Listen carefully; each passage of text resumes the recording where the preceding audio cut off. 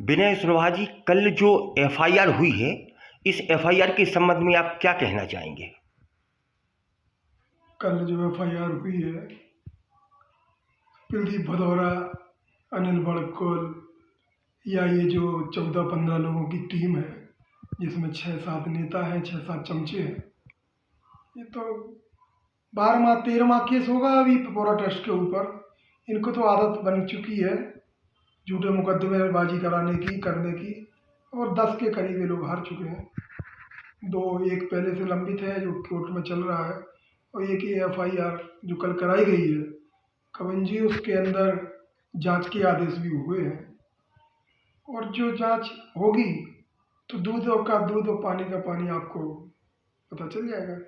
अच्छा कोई विनय बड़ी जी बात नहीं है। अच्छा विनय जी, मैं एक क्वेश्चन और करना चाहूँगा आपसे कि प्रदीप भदौरा ने एक आपके ऊपर आरोप लगाया है कि जो आपने जलसा रिसोर्ट बनाया है, उस जलसा रिसोर्ट में पपोरा ट्रस्ट के पैसों को लगाया गया है, तो इसके बारे में भी आप क्या कहना चाहेंगे?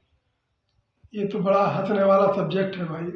मेरी 58 साल की ये उम्र हो गई, हम एक संगीत परिवार में हैं, हम लोग 4 भाई हैं, और हमारे पिताजी के संस्कार हम सभी लोगों को मिले हैं।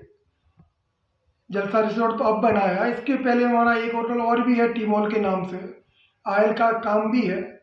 जिस दिन से हमने ये जलसा रिसोर्ट का काम लगाया, तो प्रदीप भदौरा और उनकी टीम चाहे तो कल सेंट्रल बैंक में जाके पहले दिन से पता कर लेगी कि भाई इस पे कितना लोन है, और इसके कंस्ट्रक्शन में जो पेमेंट बैंक के माध्यम से हुए हैं उसको पूरा चेक कर देगी। ये कोई बड़ी बात थोड़ी है। लेकिन प्रदीप भदौरा के भाई अनिल भदौरा ने ढोंगा के पंच कल्याण का आज तक हिसाब दिया क्या?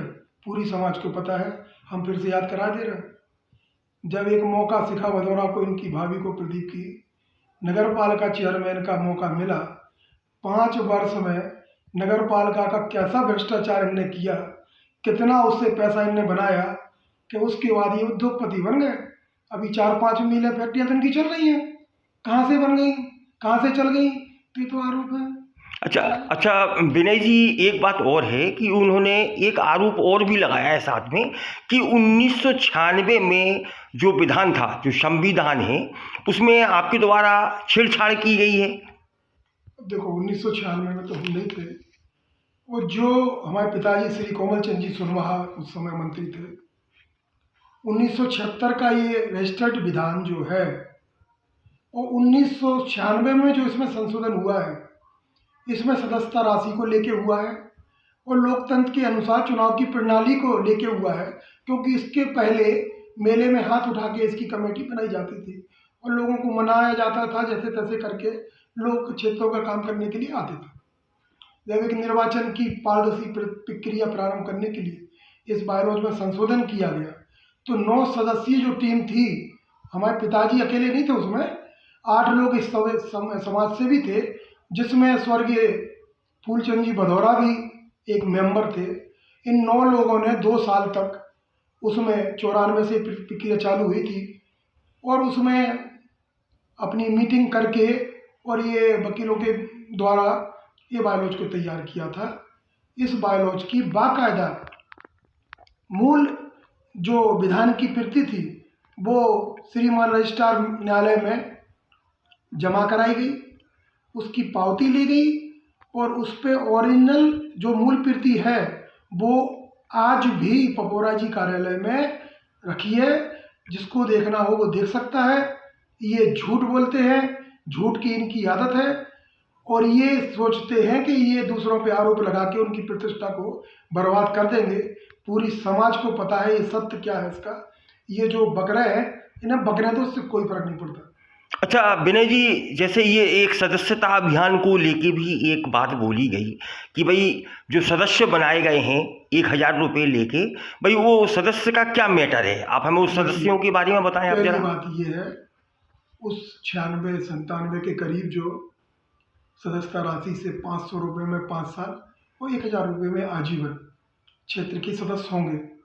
आज उस क्षेत्र में 480-82 सदस्य हैं, जो भारत देश के इतनी बड़ी संख्या किसी क्षेत्र में नहीं है। समय समय पर उसमें सदस्यता बढ़ाने के प्रस्ताव डाले गए, सदस्य बढ़ाए गए हैं। अच्छा मुझे ये बताइए कविन जी, प्रदीप भदौरा वहाँ के सदस्य हैं, हाँ बिल्कुल। इनके भाई क्रांति भदौरा जी उसके सदस्य हैं, पपोरा क्षेत्र के। अनिल भदौरा उसके सदस्य हैं। डॉक्टर सुनील भदौरा, डॉक्टर सुधीर भदौरा आंखों वाले, क्या ऐसे पांचों भाई उसके मेंबर नहीं है?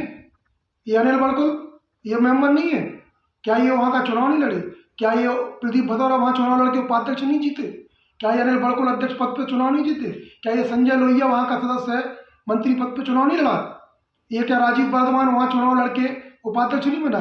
अखिलेश सतवैया, श्री बाबूलाल जी सतवैया, पोद्दार जी, उस समय से इस शहर में जो भी समाज सेवा में अग्रणी रहे गणमान्य नागरिक, उनको वहाँ सदस्य बनने का हमेशा मौका दिया गया। ये कहना गलत है कि रिश्तेदार हैं, इतने 500 रिश्तेदार तो किसी के नहीं होते हैं। फिर ये कैसे होगा? ये तो हमारे रिश्तेदार नहीं है। ये चुनाव लड़े, ये लोग भी चुनाव जीते। 2003 में इनके पैनल से, विरोधी पैनल से 5 लोग चुनाव जीते। श्री हुकुम चंद जी लार वाले भी जीते, ये प्रदीप भदौरा जीते, इनके साथ 2 लोग और जीते थे। फिर अनिल बड़कुल जीते, ये राजीव वर्धमान जीते। तो ऐसा नहीं है, ये समाज को, जनता को और टीकमगढ़ शहर को गुमराह करने का काम कर रहे हैं। और बार बार पपोरा क्षेत्र की 108 मंदिरों की ऐसी भारत के अंदर एक तीर्थ भूमि को बदनाम कर रहे हैं, और इसका पाप इन्हें भुगतना पड़ेगा, भुगतना पड़ेगा और भुगतना पड़ेगा। अच्छा विनय जी, एक क्वेश्चन और करना चाहेंगे हम आपसे कि जैसा कि ये चल रहा है, जो बहुचर्चित विषय है वो प्रतिभा स्थल